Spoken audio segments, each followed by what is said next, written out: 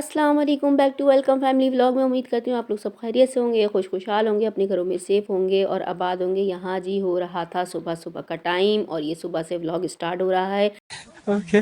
और सुबह के नाश्ते में हमने मंगवाए हुए थे पराठे और देखिए कितने बड़े साइज़ के पराठे हैं और हमने इसको करवा लिया था बहुत ज़्यादा कड़क कड़क। अच्छा, मैं कह रही थी मुझे थंबनेल के लिए ना एक तस्वीर लेनी है, तो इन लोगों ने इस तरह से लटका के पकड़ा था, फिर दूसरी तरफ से जो है ना लारेब ने पकड़ा। अब जब लारेब ने पकड़ा तो वो हो गया पूरा ऊपर। अब वहाँ से पीछे से जो शहीर और अलीशा नज़र आ रहे हैं ना, वो अपना मुंह छुपा रहा था। अलीशा देखे ऐसे लग रहा है जैसे लेटती ही जा रही है, शहीर ने पराठे से पीछे मुंह छुपा लिया था। हर ज़रूरत इतनी नहीं पड़ी थी क्योंकि पराठा ही इतना बड़ा था, दोनों का मुंह छुप गया था। मुंह इतने छोटे छोटे से हैं, समझ रहे हो ना। और यहाँ पर जी हम इंजॉय कर रहे थे पराठा, पूरी वाला पराठा और तरकारी इसकी बहुत ज़्यादा मज़े की थी। आप सब ने भी खाया हो तो मुझे ज़रूर कमेंट्स बॉक्स में करके कमेंट्स बताइएगा। और इसका जो हलवा था वो भी बहुत टेस्टी था। सेकंड बाइट जो मैंने लिया था ना, वो लिया था इसके रायते और अचार के साथ, और अचार में उसने सिर्फ हमें गाजर डाल के दी थी। और मैं सबसे पहले, आप लोगों को पता है पिछले व्लॉग में भी बता चुकी हूँ कि मुझे जो है ना सबसे ज़्यादा पसंद है हलवा। सबसे पहले मैं हलवा लेती थी, उस लेफा का हाथ भी आया था हलवा लेने के लिए। फिर उसके बाद मैं लेती हूँ, अरे कहना क्या चाहते हो, तरकारी। बस जी हम यहाँ पर ये इंजॉय कर रहे थे। ये देखें इतना यम्मी सा लग रहा है, इसे देख के ना अभी भी मुंह में पानी आ रहा है। इंशाल्लाह फिर दोबारा जब मौका मिलेगा कुछ टाइम बाद फिर हम मंगाएंगे, क्योंकि हैवी बहुत होता है ना, इतनी जल्दी जल्दी ये इंजॉय नहीं करना चाहिए, भारी हो जाता है। और जी बस आप लोग ज़रूर बताइएगा कि आप लोगों में से किस किस को ये पूरी पराठा पसंद है और कौन कौन जल्दी खाना पसंद करता है और कौन कौन बहुत लेट। बहुत सारी फैमिलीज़ ऐसी होती हैं कि वो हफ्ते में 2 बार या 3 बार मंगा लेती हैं। हम लोग अल्हम्दुलिल्लाह जो है ना ऐसे हैं कि हफ्ते में 1 बार ही मंगाना पसंद करते हैं, और फिर महीने में अगला महीना जब लगता है ना, जब दोबारा मंगाते हैं, ये इतना हैवी हो जाता है।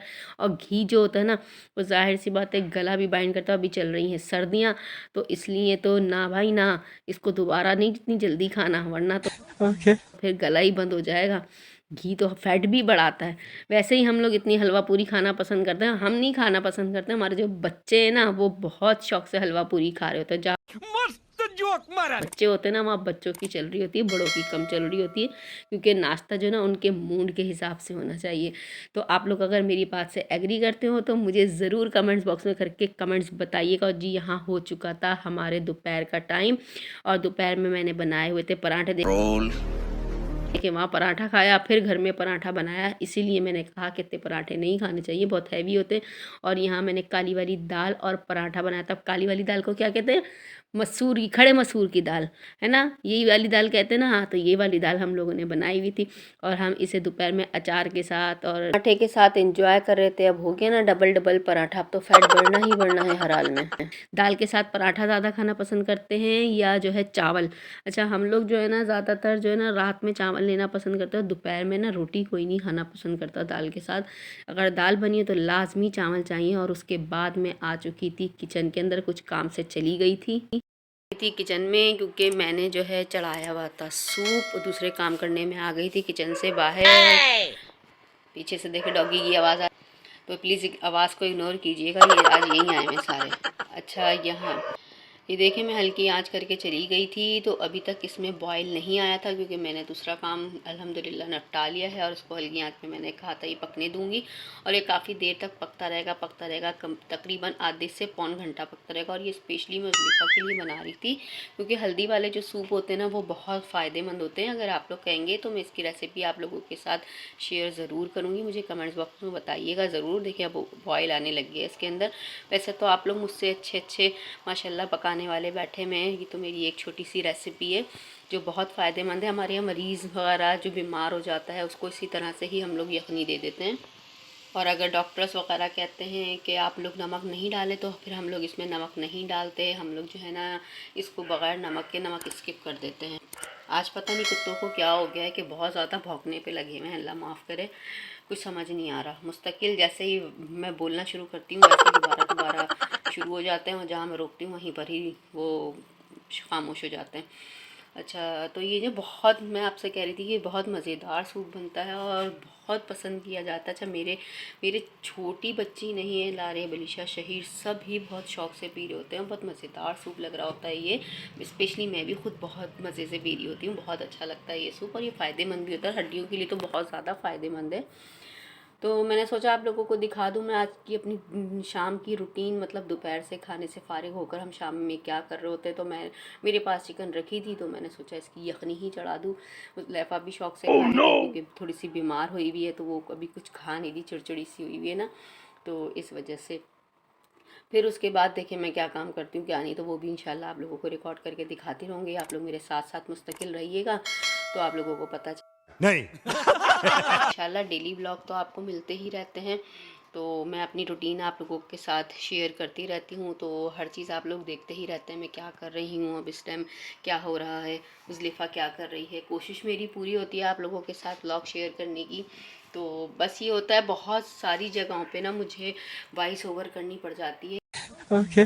बहुत सारे मसले ऐसे वजूहात ऐसी होती है जिसकी वजह से मुझे पीछे से वॉइस ओवर करनी पड़ जाती है। कभी कोई आ जाता है बाहर, कभी कोई आ जाता है, बस यही चलता रहता है। और बस जो है ये सूप तैयार हो जाएगा तो फिर मैं आपको फाइनल लुक दिखाऊंगी इसकी कि ये किस तरह का सूप है और कैसा बना है। वाकई ये जो है ना, अभी तो ये पक रहा है तो आप लोगों को कलर से इसके अंदाज़ा हो जाएगा, लेकिन जब इन चीज़ों का जब जूस निचड़ कर जब इस वाटर में मिक्स होगा ना और चिकन के अंदर ऐड होगा तो ये बहुत ज़्यादा यम्मी लगना शुरू हो जाता है। बच्चे बड़े सभी शौक़ से खा लेते हैं इस यखनी को, सूप को, यखनी को, जो भी कह लें आप। खैर ये कॉर्नफ्लोर वाला तो नहीं है, ये यखनी ही वाला टाइप का ही सूप है, लेकिन सिंपल चिकन से बना हुआ है। बहुत सारे यखनी टाइप के जो सूप होते हैं वो पंजों से, बहुत सारी चीज़ों से लोग अपने अपने अलग अलग तरीके होते हैं उससे बना लेते हैं।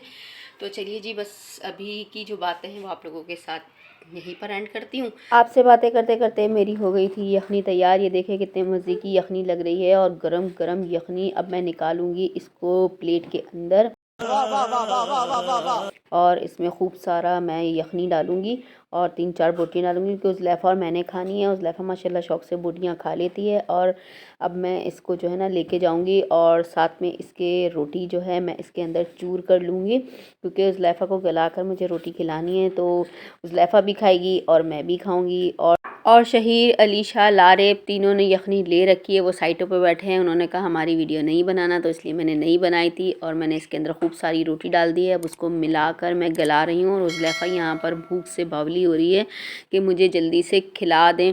बस मैंने कहा थोड़ी सी नरम हो जाए ना रोटी, क्योंकि अभी ये हार्ड है, तो इसलिए जब वो पूरी गल जाती है ना वो ज़्यादा सही रहती है। हार्ड जो है ना वो ज़्यादा अच्छी नहीं रहती, फिर वो उसके लिए चबाना मुश्किल हो जाती है। अभी उसके दाँत ही 2-4 निकले हैं तो उसके लिए जो है ना चबाना बहुत ज़्यादा मुश्किल हो जाता है, फिर वो साबुत साबुत सटक रही होती है। तो ये देखिए उज़लैफ़ा अभी भी इसने सूप ही पिया है, रोटी जो है ना ज़्यादा गली नहीं थी, पर ये भूख कितनी होती, मैंने तसल्ली के लिए इसको ना बस खिला दिया था।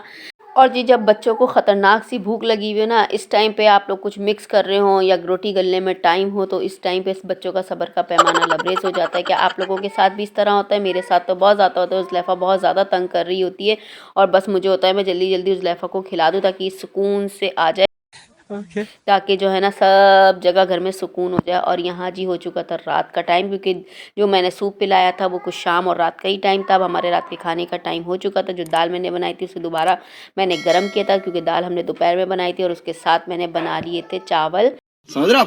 समझ रहे हो ना? और चावल माशाल्लाह मेरे बहुत ज़बरदस्त बने थे, माशाल्लाह खिले खिले से चावल बने थे। हमें चावल इसी टाइप की पसंद है, वो जो लड्डू लड्डू वाले चावल होते हैं ना, वो हमारे घर में कोई भी नहीं खाता, ना वो अच्छे लगते हैं।